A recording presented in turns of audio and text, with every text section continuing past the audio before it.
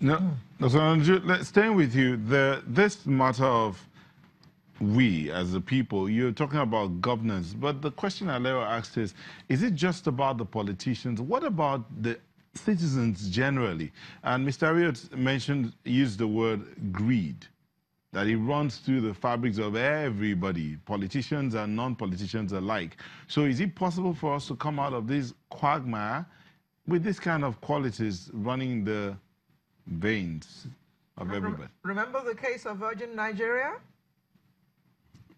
No, we cannot come out of this quagmire until we agree to become a nation. That's why I said we are not yet a nation. We are a conglomeration of tribes seeking... If I may come in here, he said we cannot come out of this unless we agree to become a nation of greedy people. Well, first you have to design a nation. What we now have is an arrangement designed with soldiers that had guns to our heads. Now, what we are saying is just like armed robbers will come to a neighborhood and then command you to do certain things with guns to your head, the soldiers have left. Let us now, as people that want to become a nation, agree to design a brand new nation and agree to protocols that will guide our existence, that will be designed by we, the people, not with protocols written fraudulently by soldiers that had guns to our heads. That's why it's not working. So we have tried in 16 years to privatize the economy in trying to design an economic circumference that will govern that space called country.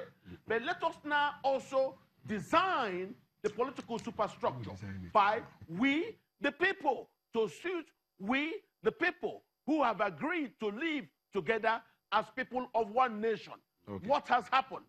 When the PDP was in power, they were actually making some attempts. Today, the APC is not making nothing. Okay, Mr. Anaju, thank you. Thank you, Mr. Anaju. Mr. Bamdele. Can we, in his words, we need to design a nation? That's the other way to get out of this situation or this corrupt situation that we find ourselves in.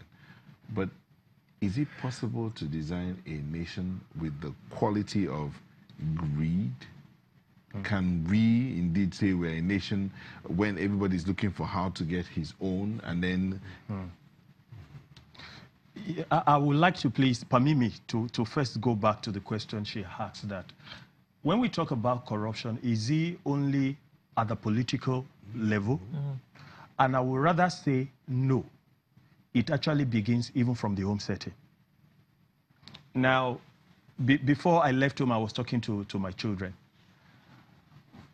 It begins with, we have 4 pieces of, say, biscuit to be shared amongst 3-4 kids. One says, the only way to show that I'm smart, or I'm the senior who dictates what happens here, is to take 3 and give 1 to my sibling to go and share. A father sees that, a mother sees that, and look the other way around. What you have done unknowingly is that you have given credence to corruption, to that attitude. The same child grows up with that attitude that, oh, what makes a man is the ability to subdue others, impose whatever you want to impose on them for as long as you are comfortable and good. The same attitude goes to the corporate world. The same child becomes, for instance, a manager in an office. He wants to always use other people. Mark my word, use other people to accomplish his goals.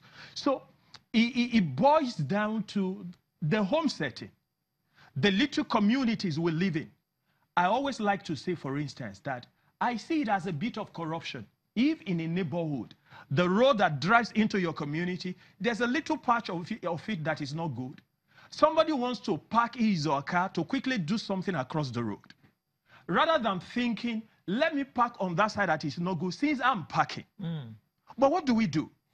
I would rather park my car on that side that is good. For as long as I'm comfortable, let as many other people that want to pass through here, let them go to hell. That's a dimension of it. I come to your office, you said, I sell 10 kg of this for this much. I pay you for 10 kg only to get home and discover that what you have actually sold for me for 10 kg is actually 7 or 8. Or 9.99. Or 9.99, thank you. That is corruption. So it is everywhere. And that is why, to an extent, I agree with him that until we all get to that point where we all agree. You know, permit me, while I was taking some courses in transformational leadership from INT, one of the nations we were using a case study is Singapore. And I will say to you that one of the reasons why that nation is what it is today is that no one is above whatever is agreed to be the norm in the nation, in the community, starting from the prime minister.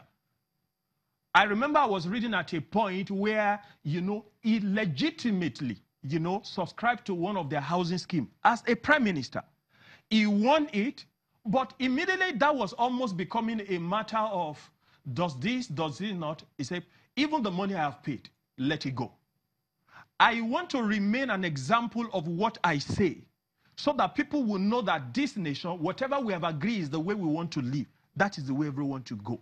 So until we get to that level, we have not started. And guess what? Bamidele? It is not an impossibility. Bamidele, yes, please. Have you forgotten that the most used expression in my country is, do you know who I am? we're going to stop asking that question? We will be nothing. We will be nobody. We have to. Do you know who I am?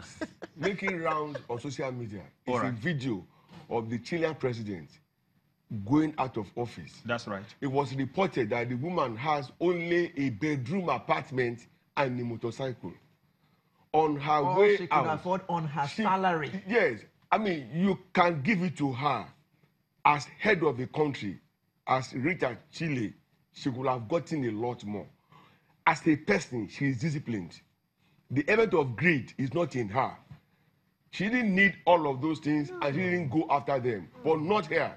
Let me tell you, all the governors who, when they were retiring, insisted on houses being built for them in Abuja and in their state capitals. They all had several houses. The question is, how many houses can they occupy at a given time? Can they be in more than one place at a time? The element of greed is there.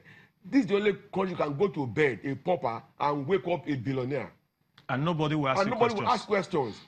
When I was growing up in Abeokuta, if a policeman should visit a family compound, everyone in that compound will have a lot of storytelling to do to convince the neighbors that no, he came to visit our father or whatever. You have stories to tell because this will like a shame sticker will be placed on your forehead, but not anymore. People go to jail, they come back and do Thanksgiving. Right. We need to start winding down now, so I need to take your closing statements. Let me start with Catch this time. Catch, we need to go now, so your closing statements. 60 seconds. In 60 seconds.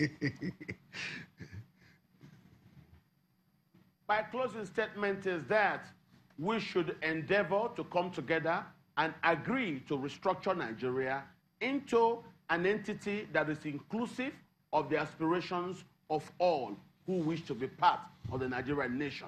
And by that I mean throw away this discarded, unworkable design constructed by soldiers that had guns on our head, and then reconstruct something brand new that we can be proud of, that will be inclusively designed by we, the people.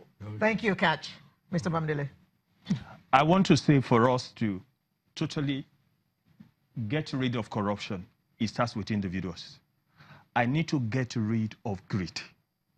I need to stop being self-centered and at the same time think about what legacy do I want to leave behind? What do I want to be remembered for? Thank you. For me, as they say, if you can do the crime, ready to do the time.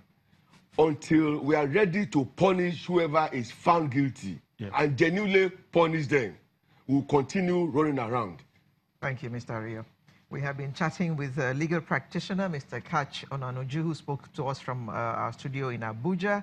And in Lagos, we had a social commentator, Mr. Ladende Ario, as well as a development expert, Mr. Bamidele. Thank you very much for joining us this morning for having us. a very, very interesting conversation.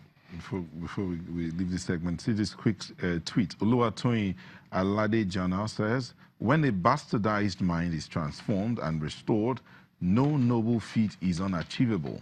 We Nigerians need to appreciate the invaluability of our individual and collective existences, and corruption, plus its attendant illicit vices, will die a natural death. I agree. I think that summarizes it all. Nice way to leave it. To wrap it up. Indeed. So as we'll be back in a moment, don't go away.